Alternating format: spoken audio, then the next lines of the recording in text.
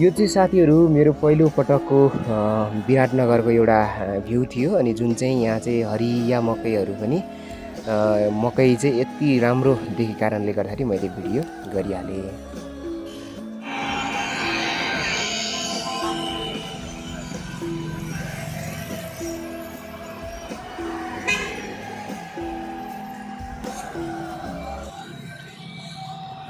जुन यो समय देख्दै हुनुहुन्छ अनि यो समयमा चाहिँ म आफ्नो सेन्टर परेको कलेज हेर्न जाँदै थिएँ अनि यो चाहिँ कहाँ हो भन्ने हिसाब मलाई लागेको थियो अनि मैले त्यो ठाउँ चिन्नको लागि चाहिँ मेरो क्याम्पस यानि कि डिग्री क्याम्पस चिन्नको लागि चाहिँ म त्यो ठाउँमा जाँदै थिएँ अनि यो चाहिँ एकजना अङ्कलको सहायताबाट चाहिँ म त्यो ठाउँमा पुगेको थिएँ। यहाँबाट चाहिँ भित्र प्रवेश जुन चाहिँ डिग्री क्याम्पसभित्र चाहिँ म प्रवेश गर्दै थिएँ साथीहरू।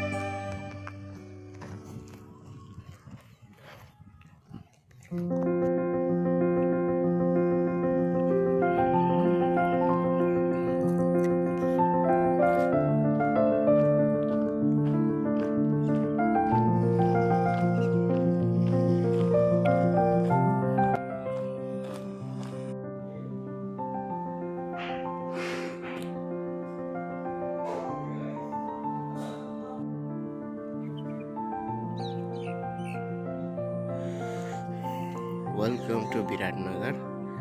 अनि म चाहिँ अहिले विराटनगर यो डिग्री क्याम्पस नजिकै आइपुगिसकेको छु अनि यहाँ चाहिँ स्वतन्त्र विद्यार्थी युनियन अनि कार्य समिति यो चाहिँ समितिको चाहिँ नामहरू रहेछ होइन। अनि अब यहाँनिर चाहिँ जुस अहिले आकाशमा घाम पनि लागेको छैन, टनटनको त्यस्तो गाह्रो छैन, एकदम शीतल छ, आराम छ। ठिक छ।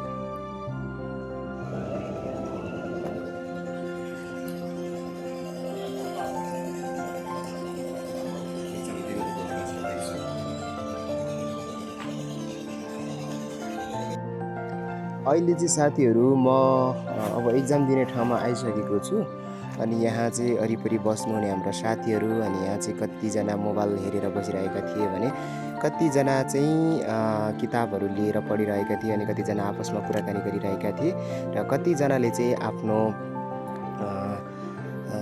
रोल नम्बरहरू हेरिरहेका थिए अनि सँगसँगै त्यस पछाडि इक्जामको घन्टी पनि बज्यो अनि घन्टी बजिसके पछाडि अब हामी चाहिँ सबैजना लहरै भएर इक्जाम दिन जानको लागि चाहिँ सबैजना गेटमा तयारी हुँदै थियौँ। त्यहाँ चाहिँ करिब 200 जनाको विद्यार्थीहरू सिटहरूमा चाहिँ करिब एक्ज्याक्ट 200 जना नै थियो होला लगभग। अब एक्ज्याक्ट गर्न चाहिँ सकिएन तर पनि साथीहरू धेरै थिए, विद्यार्थी साथीहरू होइन। अनि यहाँ चाहिँ धेरैजना चाहिँ इक्जाम दिनको लागि तयारी भएका साथीहरू हुनुहुन्थ्यो अनि यो समयमा चाहिँ सबैजना आफ्नो रोल नम्बर हेरिसके पछाडि गेटबाट भित्र प्रवेश गर्नको लागि चाहिँ तयारी छन् है त।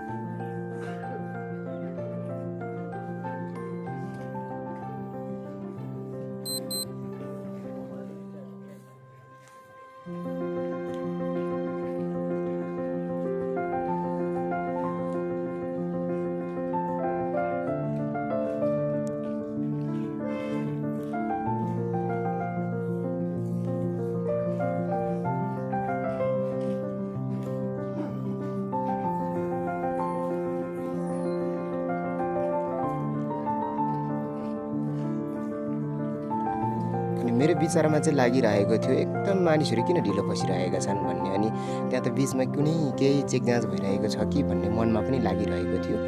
अनि तर त्यस्तो चेक जाँच चाहिँ केही पनि छैन रहेछ। अनि त्यहाँ चेक जाँच को क्रममा चाहिँ होइन, तर त्यहाँनिर मानिसहरू धेरै भएको कारणले गर्दाखेरि, अब विद्यार्थीहरू धेरै भएको कारणले गर्दाखेरि गेटबाट चाहिँ पालै पालो भित्र छिर्नुपर्ने थियो। त्यही भएर चाहिँ साथीहरू सबैजना आफ्नो आफ्नो पालो पर्खिरहेका थिए।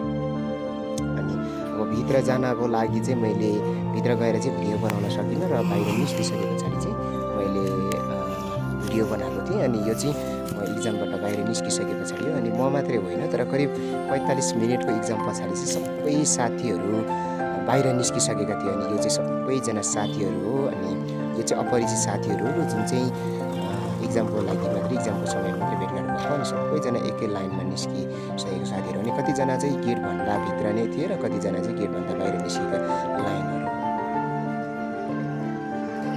अनि त्यस पछाडि म चाहिँ अब घर जानुपर्छ भन्ने हिसाबले, अनि एउटा तराईको लास्ट झलक निकाल्नुपर्छ भनेर मैले एउटा सानो भिडियो बनाउँदै थिएँ। अनि मैले गाडीलाई पनि कल गरेको थिएँ। अनि गाडीले चाहिँ मलाई रोडमै बसिराख्नु भनेको कारणले गर्दाखेरि चाहिँ अब म इक्जाम दिएर यात्रा तय गर्दैछु। अब के गर्नु, गाडीले पनि छोडेर गइहालेछ। अनि अब बस पार्कसम्म हिँडेर जानु पर्यो। अरू कुनै गाडी पाएछ भने जानु पर्यो होइन। अरू कुनै गाडी पाएन छ भने त्यस्तै छ। अब अहिले चाहिँ म विराटनगर चोक, महेन्द्र चोक एरिया साइड कता कता छु। नयाँ ठाउँ भएकोले गर्दाखेरि अब अलिकति गाह्रो छ। अनि ठिकै छ, अब नयाँ ठाउँहरूमा यसरी नै सिक्दै जाने हो। इक्जाम पनि त्यति राम्रो चाहिँ भएको छैन, त्यही पनि पहिलोपटकको एक्सपिरियन्सहरू बटुल्दैछु जीवनमा। र म आफै यसरी सिक्दै अगाडि बढ्नुपर्छ भन्ने लागेको छ। अब अहिले हिमालय नर्सरी भन्ने ठाउँमा आइपुगिसकेको छु। अनि हिमालय नर्सरीदेखि अब यहाँनिर बस पार्क पुग्न चाहिँ करिब 7-8 मिनट जति चाहिँ मलाई अझै लाग्छ होला। त्यहाँ जाँदैछु है त। ओके, बाँकी अपडेटहरू म गराउँदै गर्छु, हेर्दै रहनु होला। अहिले म बस भएको एरियामा चाहिँ छु, तर यो बसहरू कहाँ जाने, कतिखेर जाने भन्ने विषयहरू चाहिँ बुझ्नको लागि म माथि जाँदैछु। डाइरेक्ट यहाँ बसमा मात्रै जानुहुन्न, काउन्टरतिर जानुपर्छ। अनि काउन्टरमा गइसकेपछि छ कि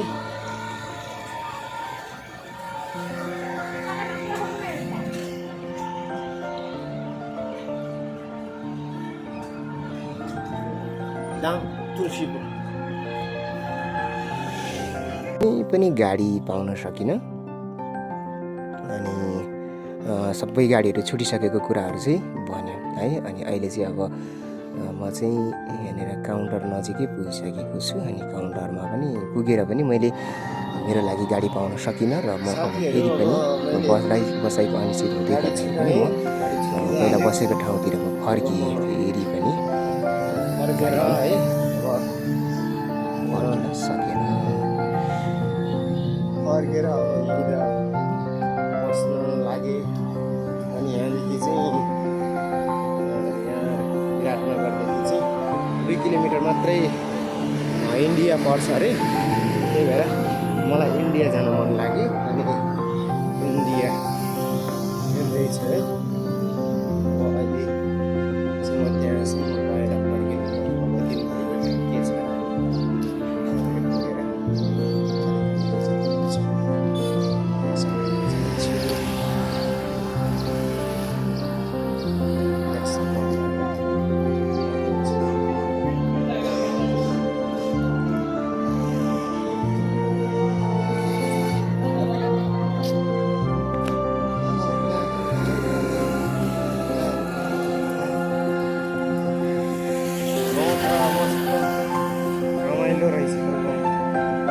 बाक्समा चाहिँ मिठो छैन, राम्रो छ। अब म यस समय पछाडि चाहिँ अब खाना खाइसकेको थिएँ अनि खाना खाइसकेपछि अब मैले यत्तिकै दिनभरि के खाली बस्नु भन्ने हिसाबले अनि मैले त्यहाँनिर खाना खाँदै गर्दाखेरि एकजना भाइको भनाइ सुनेको थिएँ। अनि यहाँबाट चाहिँ इन्डिया चाहिँ 2 किलोमिटर मात्रै छ भनेकोले गर्दाखेरि चाहिँ मलाई इन्डिया जान मन लाग्यो अनि इन्डियामा चाहिँ रेल चल्छ भन्ने सुनेको थिएँ अनि मलाई रेल हेर्न जान चाहिँ मन लाग्यो। अनि एक्लै गरेर चाहिँ पैदल यात्रा मैले सुरु गरेँ अनि यसरी हिँड्दै गर्दाखेरि धेरै ठाउँहरूमा अब धेरै दृश्यहरू देखेँ होइन।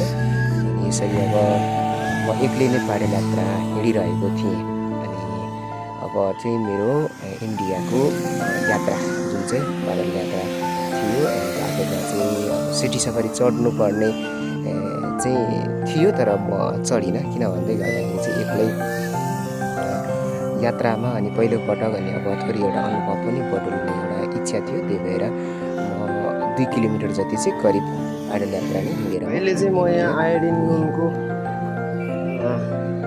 फ्याक्ट्रीमा आइपुगेको रहेछु अनि यहाँ चाहिँ आयो नुन र भानु नुन भन्ने नुन रहेछ होइन। अनि अहिले चाहिँ म आयोडिनको फ्याक्ट्रीमा आइपुगिसकेको रहेछु। अहिले यहाँनिर हाम्रो साथीहरू भैया साथीहरू यहाँनिर खेलिरहेछन् क्रिकेट खेलिरहेछन् होइन। अब यहाँनिर पुरा मैथली भाषा होला सायद थेथले मैथली भनिरहेछन् होइन। राम्रोसँग बुझिएको छैन तर एकदम मेन्थाले कुरो चाहिँ गरिरहेछन् साथीहरूले तर भाषा चाहिँ बुझेको चाहिँ छैन है त यस्तो छ।